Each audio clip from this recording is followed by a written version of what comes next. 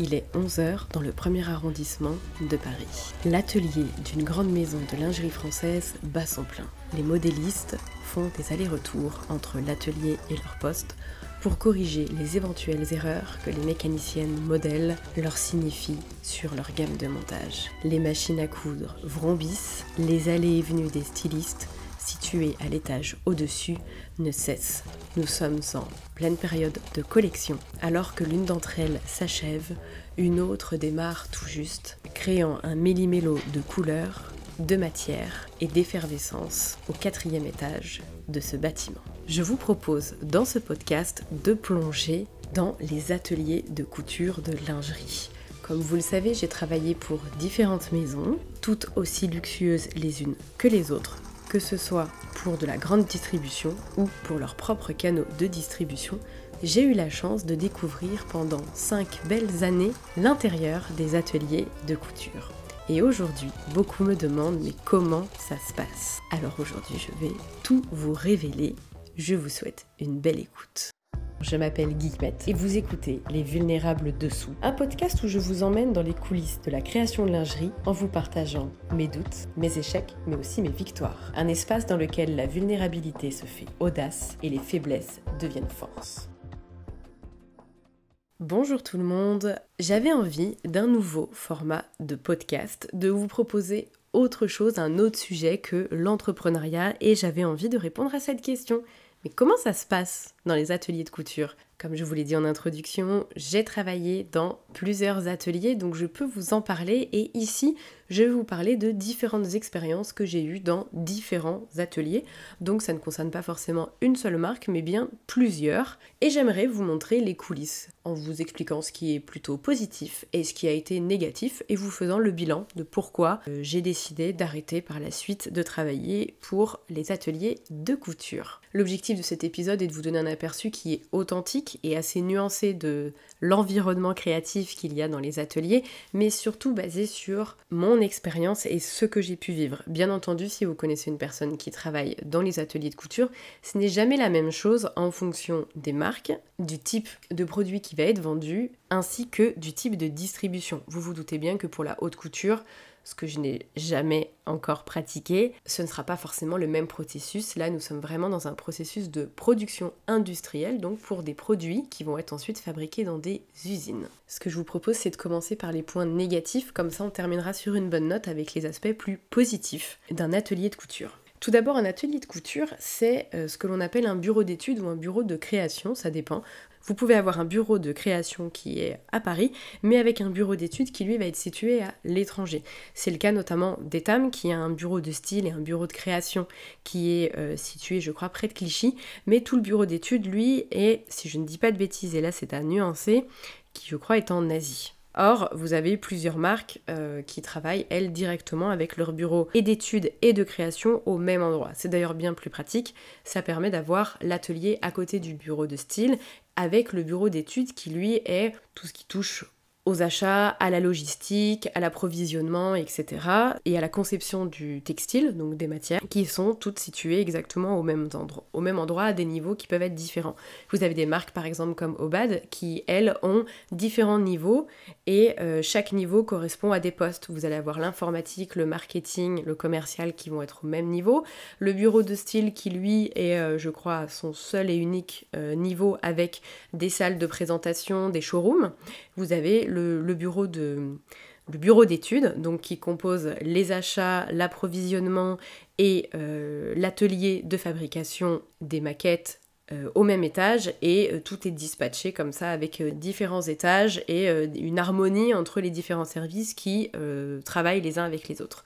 Vous avez un accès direct, par exemple, du bureau de style au bureau d'études, ce qui permet aux modélistes de pouvoir descendre sans passer par les portes extérieures et l'ascenseur, mais au contraire d'avoir un lien très direct avec l'atelier. Alors c'est parti, commençons avec les points les plus difficiles et les défis que nous réserve la vie dans un atelier. Alors, les points négatifs que j'ai repérés très rapidement et qui est assez similaire à tous les ateliers, c'est la différence des horaires de travail. Par exemple, dans certains ateliers, nous sommes sommés de commencer entre 8h30 et 9h dernier carat et nous pouvons terminer 7h plus tard notre travail. Nous pouvons aussi prendre des pauses, et ça c'est la seule chose qu'on nous octroie de différent des autres qui est positif, de prendre des pauses d'une demi-heure afin de finir une demi-heure plus tôt. A l'inverse, je constatais dans différentes maisons que les modélistes, elles, et les autres personnes qui avaient des bureaux, donc responsables d'achat, d'approvisionnement, stylistes, etc., pouvaient arriver jusqu'à 11h et n'avaient pas d'horaire de fin. Alors ça peut être un côté positif pour certains, parce que c'est vrai qu'on peut finir un peu plus tôt. Par contre, je trouve ça assez contraignant qu'on soit obligé d'arriver entre 8h30 et 9h, quand d'autres peuvent se permettre parfois d'arriver à 11h et de rattraper leur retard. Nous n'avons pas la possibilité de rattraper notre retard, et c'est souvent lié au fait que nous n'avons pas du tout d'ordinateur. Et je trouve que dans les ateliers, le point négatif, c'est que quand tu ne travailles pas avec un ordinateur, tu n'es pas considéré comme les autres salariés. Parce qu'on travaille avec une machine à coudre, c'est quelque chose que peu de gens connaissent, c'est un outil, ça fait partie de l'artisanat, et de facto, nous n'avons pas le même rapport, enfin, du moins les autres salariés n'ont pas le même rapport à notre travail que si on avait un ordinateur. Et vous allez voir, ce n'est pas que le seul point négatif de ne pas avoir d'ordinateur, mais j'ai toujours trouvé que on était défavorisé ou du moins pas respecté de la même manière si on avait une machine à coudre que si on était derrière un ordinateur, ce que je trouve sincèrement très dommage. L'absence d'ordinateur, le deuxième point que ça soulève, c'est que cela crée une coupure avec le reste de l'entreprise et ça peut vraiment mener à un sentiment d'isolement. Pourquoi je vous dis ça? Parce que la seule personne qui a un ordinateur dans un atelier, c'est le chef ou la chef d'atelier. Donc, c'est la seule personne qui nous donne les informations de l'entreprise. Si elle décide de filtrer ces informations ou qu'elle décide que certaines informations ne sont pas bonnes pour nous, par conséquent, on est au courant d'absolument rien. On peut l'être en parlant avec d'autres personnes. Notamment, moi, ça m'arrivait d'avoir des amis modélistes ou responsables des achats et donc de discuter avec elles qui me disaient « Ah, tu as vu passer telle information ou il y a telle personne qui s'en va dans l'entreprise qui a envoyé un mail à tout le monde ?» Mais nous, on n'a jamais reçu le mail, ou alors on l'a reçu, mais la chef d'atelier ne nous l'a pas dit. En fait, il suffit qu'elle l'oublie, ou qu'elle nous dise « Ah, j'ai oublié », pour que tout de suite on se retrouve absolument pas au courant de tout ce qui se passe dans la vie de l'entreprise. Et je trouve ça vraiment dommage, parce que c'est essentiel d'avoir un ordinateur. Et je pense qu'aujourd'hui, il pourrait se permettre de mettre peut-être des tablettes qui coûtent quand même moins cher pour chaque personne dans l'atelier. Ça amène aussi le fait que le midi, si par exemple vous voulez faire une recherche, quelque chose sur l'ordinateur, bon, je vous parle de ça, c'était il y a 10 ans, donc il y avait plein de choses qu'on n'avait pas comme aujourd'hui, où on pouvait tout faire avec son téléphone. Je vous rappelle qu'il y a 10 ans, c'était presque les débuts des iPhones, on en était à l'iPhone 3, quand moi je travaillais dans les ateliers. Donc c'était vraiment le tout début, c'est-à-dire que même Maps n'était pas encore tout à fait développé sur tous les téléphones. Ça commençait à être utilisé en masse, mais pour vous dire d'où on sort. Donc forcément, on ne pouvait pas faire d'achat sur Internet. Si vous vouliez faire un achat, vous étiez obligé de le faire chez vous sur votre ordinateur. Celles qui n'avaient pas d'ordinateur se retrouvaient coincées, alors que toutes les modélistes avaient toutes un ordinateur avec Internet accessible et donc pouvaient le midi faire des achats si elles le souhaitaient, aller voir des choses, se renseigner sur plein de choses que nous on ne pouvait absolument pas faire. Si aujourd'hui vous travaillez avec un ordinateur, vous comprendrez comme vous pouvez aisément aller d'une page à l'autre ou sur votre pause déjeuner, prendre un billet de train pour partir à tel endroit ou vous renseigner sur un spectacle, enfin voilà, vous voyez bien l'utilisation que vous en faites. Et bien ça, typiquement, c'est quelque chose auquel nous n'avions pas du tout accès et je trouve ça assez triste qu'on n'ait pas la possibilité d'avoir accès aux informations comme on le souhaite, surtout que globalement les relations entre les chefs d'atelier et les mécaniciennes modèles, donc ce sont les personnes qui sont sur les machines, aujourd'hui on essaye d'appeler ça technicienne corsetterie, ça a certainement évolué, je sais pas si on continue, mais on nous appelle les mécas, et bien souvent les relations sont quand même assez litigieuses. Pour le coup, c'est très rare des 5 ateliers que j'ai pu faire pendant toutes ces années que j'ai trouvé qu'il y a un bon rapport entre les chefs d'atelier, quand il y en avait, et les mécas. Et les fois où il n'y avait pas de chef d'atelier, c'était quand même très litigieux entre les modélistes ou les chefs stylistes et les mécaniciennes qui étaient un peu livrées à elles-mêmes. Je trouvais que c'était quand même pas idéal.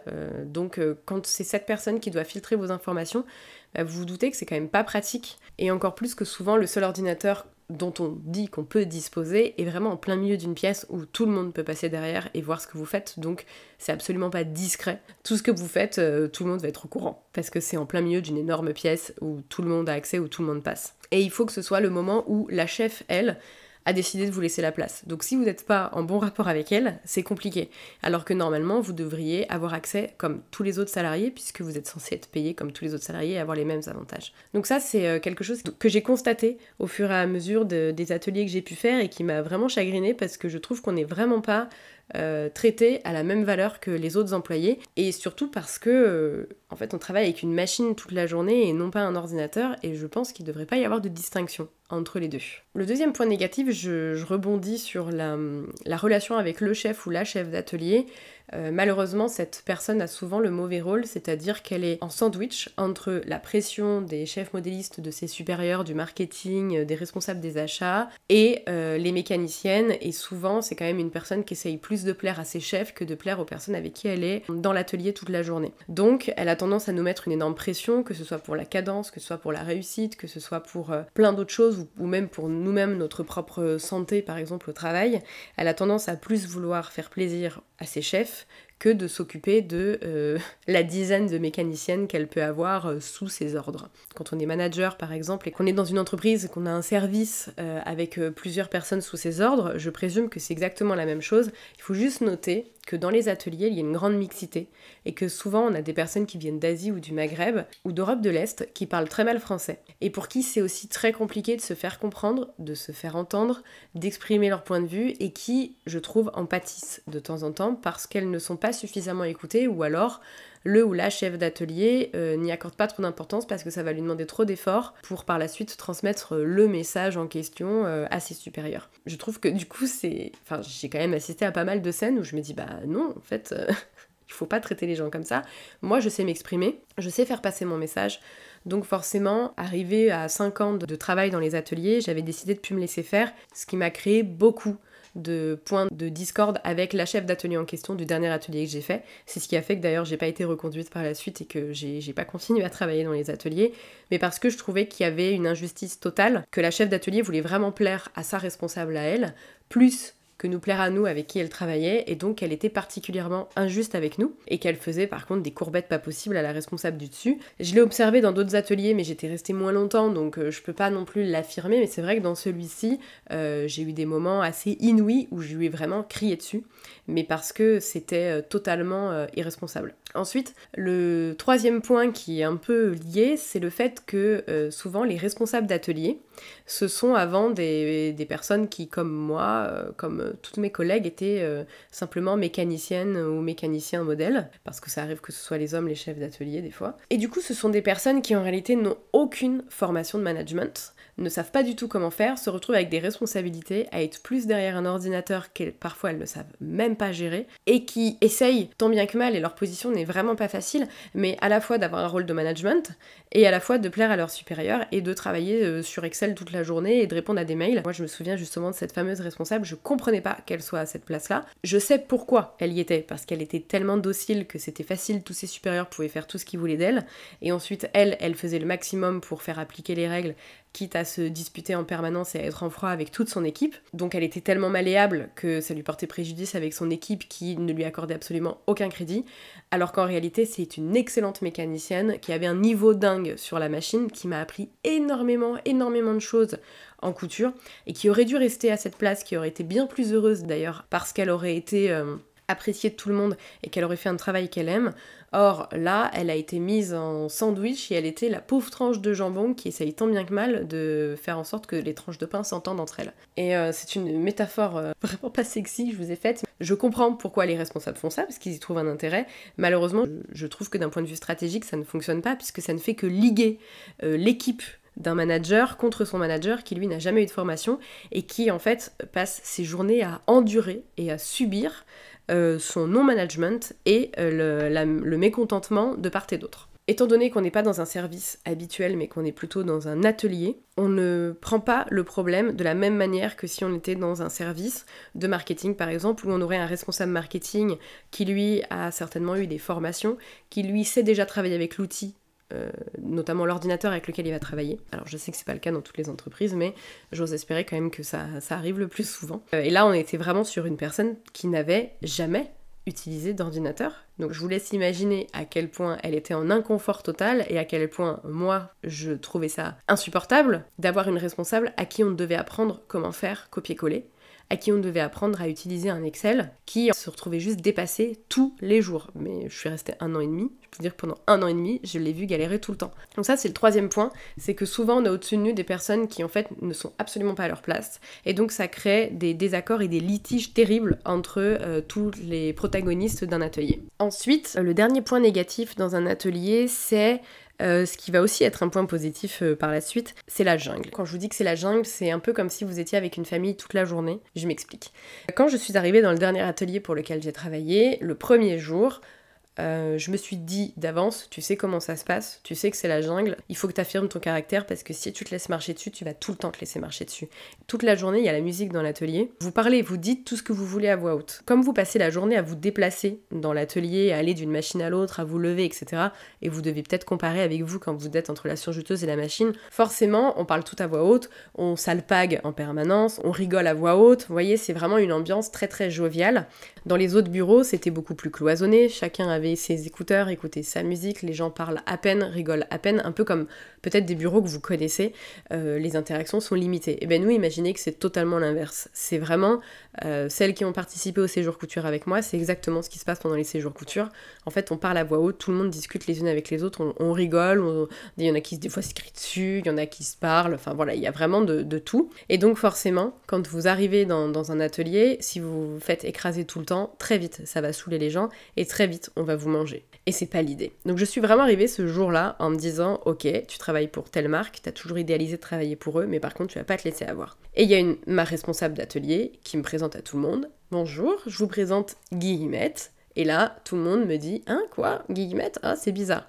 Alors, dans les ateliers, comme je vous le disais précédemment, il y a de tous les horizons. C'est-à-dire que j'ai connu des gens qui ont des prénoms en français qui semblent imprononçables. Et pourtant le mien, tout le monde a jugé que c'était le pire. Je me suis dit, mais non, mais c'est pas possible. Et donc il y a une femme qui m'a dit, écoute, qui parle très bien français, qui m'a dit, moi je peux pas, Guillemette, je m'en souviendrai jamais, j'arriverai pas à retenir ton prénom, donc je vais t'appeler Trou du cul. Ça vous pose le décor d'un atelier de couture. Je l'ai regardé, je me suis dit, ah ok, c'est comme ça ici. Donc toi, maintenant je sais qui tu es. Toi, tu te prends un peu pour la daronne de tout le monde ici, t'es la plus ancienne, t'as l'impression que t'as le savoir, etc. Ça fait rire les gens autour, donc c'est pour vous dire qu'à ce moment-là, personne ne va prendre votre défense. Et ma chef d'atelier me dit, moi aussi ça va être trop compliqué, c'est ma responsable. Elle me dit, je vais t'appeler Guigui, sauf que je déteste qu'on m'appelle Guigui, donc je lui dis, ah non, par contre on m'appelle pas Guigui, on m'appelle Guillemette, on me trouve un autre surnom, mais on m'appelle pas Guigui. Et elle me dit, si, j'en ai rien à faire, je t'appellerai Guigui. C'est mon premier jour, je viens tout juste d'arriver. Et c'est ma chef qui me dit ça. Le souci pour elle, c'est qu'elle avait un prénom dont la première syllabe, c'était C-A-K. Donc je lui dis, ok, si tu m'appelles Guigui, je t'appelle Kaka. Et elle a rigolé, elle a compris que moi, je vais pas me plier à tout ce qu'elle veut. Parce que j'en ai connu des ateliers, et je peux vous dire que le premier atelier où j'ai travaillé, j'ai pleuré tous les jours. Et j'étais en stage, j'ai pleuré tous les jours parce que je me faisais humilier par ma responsable d'atelier. Parce qu'en fait, elles considèrent qu'elles ont le pouvoir. Et elles sont tellement stressées entre les responsables du dessus et les mécas qu'elles ont oublié qu'avant elles étaient mécas. Et qu'elles connaissaient aussi notre pression.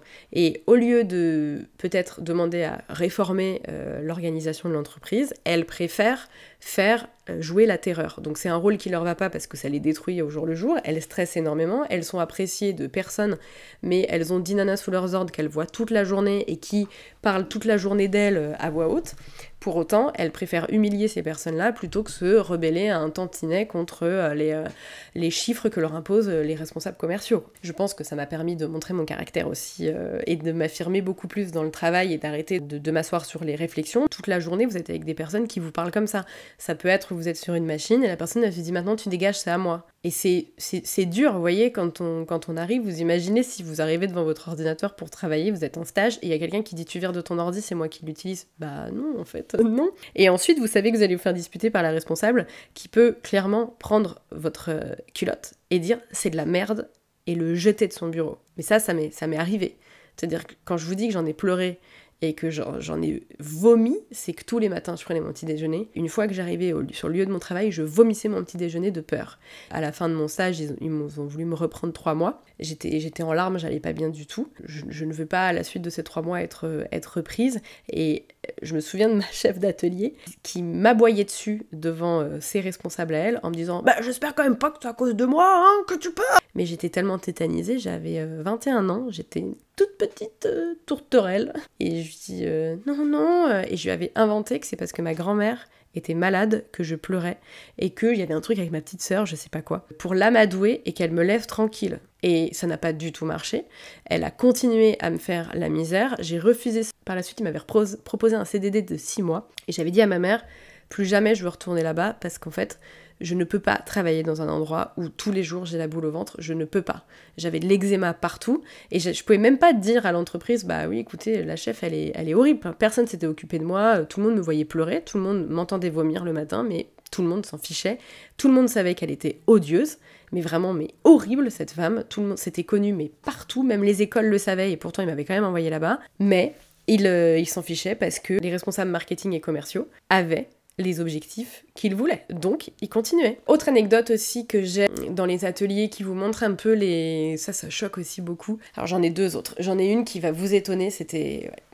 Toutes les chefs d'atelier, ça a toujours été compliqué. J'ai eu une chef d'atelier pour une marque qui commençait, qui s'appelait Insensé. Cette modéliste avait été récupérée de chez Dior Lingerie. Sauf que nous, on savait que chez Dior, en gros, elle avait fait un travail qui était pas terrible. On se retrouve avec cette femme-là que les gérants de cette nouvelle marque qui débutaient, hein, qui c'était vraiment leur première marque de lingerie, se disaient, bon bah voilà, elle vient de chez Dior, il a payé une fortune, on était payé au lance-pierre, et elle faisait un travail vraiment, mais nul. Mais quand je vous dis nul, c'est que j'avais pas beaucoup d'expérience, mais déjà je voyais que c'était nul. Et je m'entendais pas avec elle parce que moi j'avais un caractère où j'étais beaucoup dans la prise d'initiative, surtout que comme on était une toute petite marque, on nous sollicitait de temps en temps, on nous montrait le nom de la marque, on nous montrait des choses. Les patrons, il y en avait un qui était adorable mais jamais là, et le deuxième c'était une pourriture finie, absolument insupportable, mais il était toujours là. Donc on était obligé de se référer à lui. Il avait tendance de temps en temps à nous montrer les choses qu'il faisait pour la boîte et c'était cool, donc on se permettait des fois de prendre des libertés et de se dire ah bah, peut-être que ceci on devrait le faire comme ça, peut-être qu'on devrait changer ci.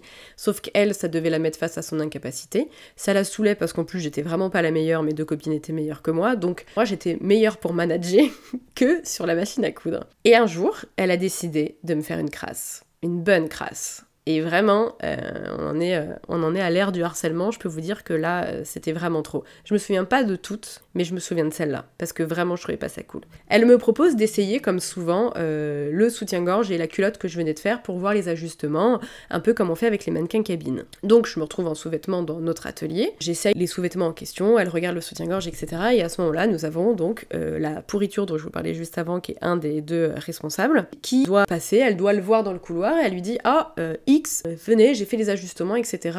Venez voir. » Il arrive, et à ce moment-là, on se retrouve nez à nez, l'un face à l'autre. Donc moi, je suis en sous-vêtements devant mon patron, hein, et lui, extrêmement surpris et gêné, va pour faire un mouvement de recul et partir, et elle dit « Mais regardez, voyons, regardez. » Elle se retrouve avec un sourire narquois à montrer l'ensemble sur moi. Donc je suis en sous-vêtements, en string et en soutien-gorge, devant mon patron. À cet âge-là, je crois que j'ai 22 ans. Quand je suis très gênée, ça se voit pas toujours, mais je rougis énormément. Et quand je rougis, j'ai des plaques sur tout le corps. Donc j'avais tout le buste et tout le ventre où j'avais des plaques. Et elle le voyait très bien puisqu'elle était en train de montrer les sous-vêtements. Elle était dos à lui. Et elle avait un sourire. Elle avait obtenu sa vengeance de ce que je lui avais fait, ou ça avait certainement énervé, je ne sais quoi. Et j'ai trouvé ça ignoble de faire ça, mais vraiment ignoble. J'ai tenu 6 mois, je crois. Puis ensuite, je crois que de toute façon, la boîte s'arrêtait, ils m'ont pas reconduit encore, j'ai jamais été reconduite parce que je pense qu'ils se rendent bien compte que je suis un esprit trop rebelle pour pouvoir rester. Du coup, bon, bah, c'est pas grave, j'ai fait plein d'autres choses super intéressantes et aujourd'hui, quand je vois où j'en suis, je suis très contente de pas être restée. Mais ça vous montre un peu ce que sont capables de faire les chefs d'atelier, le peu de respect, le peu de pudeur qu'on nous octroie. Et le dernier exemple que je voulais vous partager, c'est dans un des ateliers, j'avais une responsable qui se faisait des tresses africaines, très jolies, elle changeait régulièrement de coiffure. Et puis, il y avait des fois, ça partait, je sais pas pourquoi, je suis pas trop intéressée à ce sujet, mais des fois elle avait ses tresses qui partaient, enfin quand elle est touchée, elle tombait, donc elle les retirait. Voilà, bon, ça peu importe. Il y a une fois, elle était assise à côté de moi sur une machine à coudre, une machine exprès pour faire les points d'arrêt. Et puis elle se touchait la tête, elle se retire et elle est fait tomber par terre. Et au moment où moi je me lève pour aller à une autre machine, elle me dit, avec un dédain terrible, elle me regarde et elle me dit, tu peux ramasser? Et moi je me dis, elle se moque de moi celle-là. Enfin vraiment, je me dis, bah non, je prends mon courage à deux mains et je lui dis, non, non, non, moi je ramasse pas tes cheveux, non. Et elle me dit, Guillemette, ramasse. Et vous imaginez? Enfin, je sais pas, vous imaginez, vous, dans vos bureaux? Et je la regarde et je lui dis, et j'ai fait exprès de parler très fort pour que tout le monde entende, et je lui dis, non, non, non, non, non, moi je ramasse pas tes cheveux morts, je suis pas ton chien. Du coup, elle s'est tue parce que elle s'est rendue compte que j'en parlais à voix haute, et en fait, c'est une sorte d'abus de pouvoir qu'elle faisait en permanence, mais c'est pour vous montrer ce qu'on pouvait vivre. De temps en temps, une fois par semaine, on pouvait avoir des moments comme ça, quoi. Et donc, c'est toutes les règles de la vie sociale que l'on connaît dans un bureau sont absolument toutes bafouées dans un atelier. Donc ça, c'est pour vous montrer un peu le bilan, et c'est pour vous faire un peu le topo de tous les points négatifs. Maintenant, je préfère toujours finir sur une note positive, donc on va glisser tout doucement sur une note plus positive des ateliers de couture, et ce qui fait que ça a aussi beaucoup de charme et que c'est très cool. Comme je vous le disais, dans les ateliers, c'est la jungle, donc ça peut être aussi, dans le bon sens, beaucoup de positifs, des moments qui sont uniques, et je me souviens que dans le dernier atelier que j'avais fait, ce qui était super, c'est que j'étais en binôme avec une autre nana, on travaille souvent les unes en face des autres, un peu comme vous faites lors des séjours, vous mettez l'une en face de l'autre, nous c'était exactement pareil. Et il y avait une jeune fille qui avait à peu près le même âge que moi, on était en même période de vie, célibataire, on rigolait énormément, c'était très très chouette. Et du coup on apportait un peu de vie dans ce groupe, et on avait décidé tous les vendredis de faire un vendredi musical, c'est-à-dire que chaque vendredi, une des mécaniciennes de l'atelier proposait un CD, ramenait un CD à elle qu'on mettait sur la radio. Il faut savoir que la radio dans les ateliers, c'est quelque chose d'important. Souvent, c'est branché sur Nostalgie, Chérie FM, et de temps en temps, on a RTL2, mais dans tous les ateliers que j'ai faits, c'est toujours comme ça, il y a une radio destinée à l'atelier. Des fois, on fait une cagnotte à plusieurs pour racheter la radio si jamais elle bug, et on peut mettre du coup radio CD pour pouvoir y glisser nos CD et mettre, des fois changer de musique et arrêter avec les pubs, parce que les pubs, à la fin, c'est très long. Et donc, c'est très sympa, c'est là où je vous dis que c'est super vivant, parce que tout le monde chante, des fois on danse, vraiment c'est... si vous avez participé à un séjour couture, c'est exactement comme ça que ça se passe, même quand on met la musique, c'est on se détend, vraiment c'est des moments qui peuvent être sympas, et c'est le côté positif, c'est que vous êtes vraiment dans une ambiance de détente, une ambiance où... Certes, vous pouvez avoir du stress, mais globalement, à 70% du temps, c'est quand même très cool. Et le fait de partager tous les vendredis, il y en avait une qui pouvait partager sa musique, c'était aussi très chouette parce que ça nous permettait de nous rencontrer les unes les autres.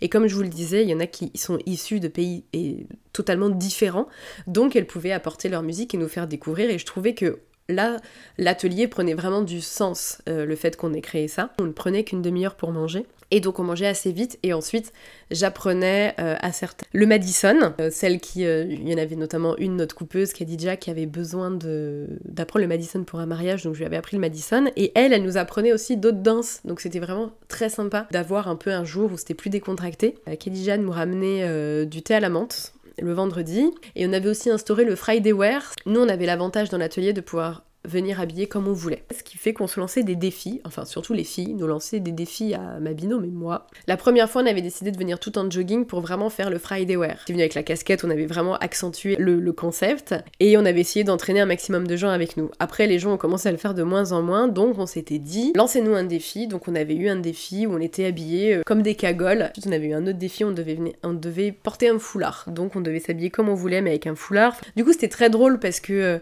quand on arrivait le matin, tout le monde explosait de rire en nous voyant. Il y avait des gens qui n'étaient pas au courant, qui débarquaient dans l'atelier d'un coup, qui nous voyaient habillés n'importe comment, avec nos talons hauts, nos jupes cintrées, et ça, c'est l'esprit très famille et très sympa qu'on peut avoir dans un atelier, c'est que vraiment, il n'y a pas trop de limites à notre créativité et à toutes les conneries qu'on a envie de faire.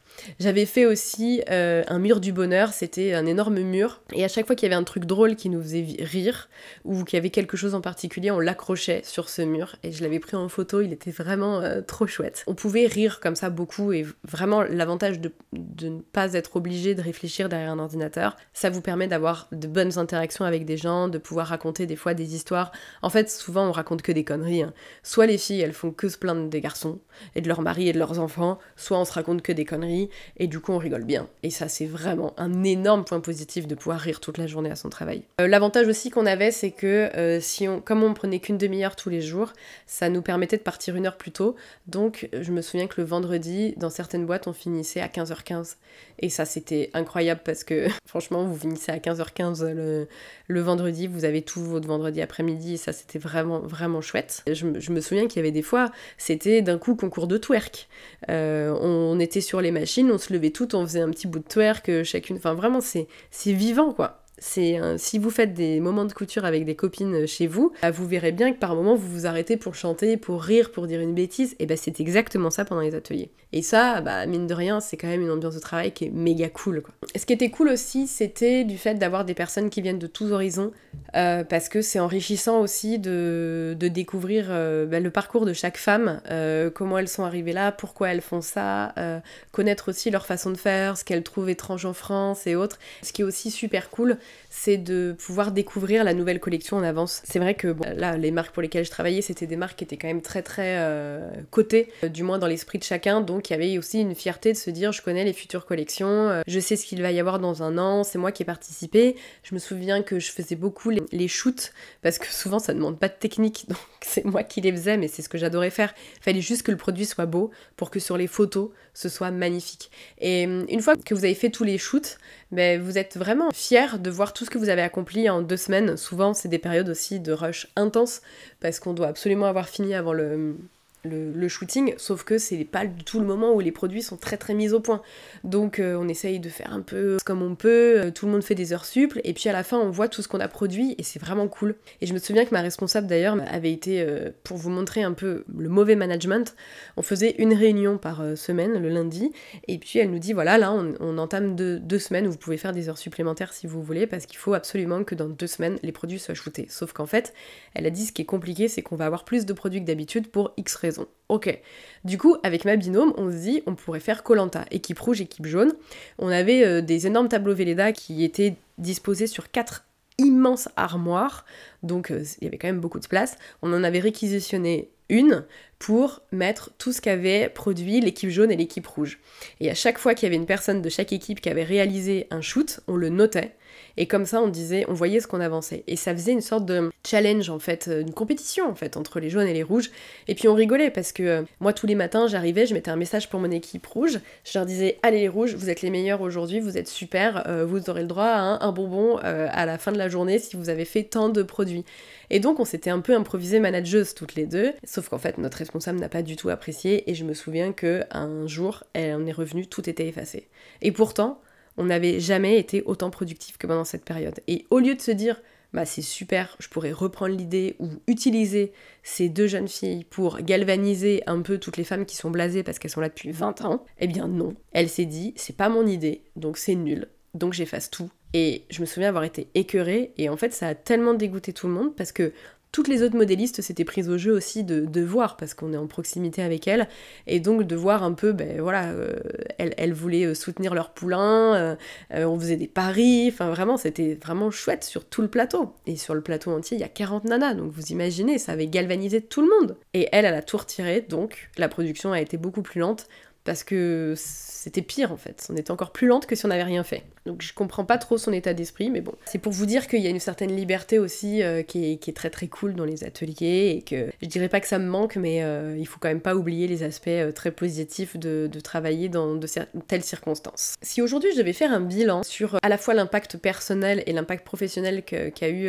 cette expérience dans les ateliers, je dirais que ça m'a permis de forger mon caractère, d'avoir plus de répondants. Vraiment j'arrivais et je faisais en sorte qu'on me marche pas sur les pieds. Ça m'a permis de faire éclore ma vraie personnalité. Deuxièmement, ça m'a permis de me rendre compte que j'étais absolument pas à ma place, parce que je ne supportais jamais avoir un chef au-dessus de moi que je trouvais illégitime. Autant, je me souviens quand j'ai travaillé chez Chantel, j'avais une styliste qui était ma responsable, que j'adorais, et j'aurais pu tout faire pour elle. C'est vraiment les heures sup le soir, je les faisais pour elle.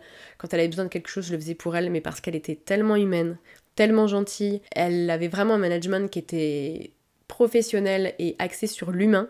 Je me souviens qu'elle avait hésité entre 2 personnes quand elle m'a fait passer mon essai. J'ai raté mon essai. L'autre femme avait réussi l'essai, mais elle s'est dit t'étais beaucoup plus motivée qu'elle, et la motivation, c'est ce qui fait qu'on s'améliore.